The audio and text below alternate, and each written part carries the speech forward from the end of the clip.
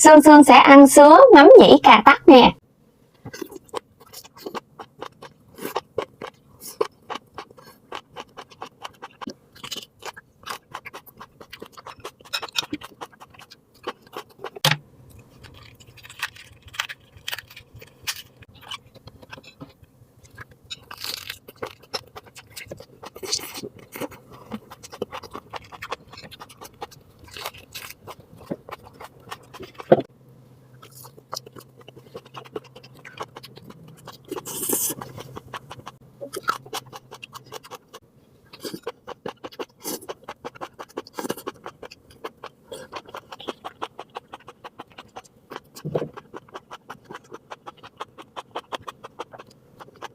Món này ngon lắm nha các bạn ơi. Sứa giòn giòn mát mát, ăn với cà pháo cũng giòn giòn nữa.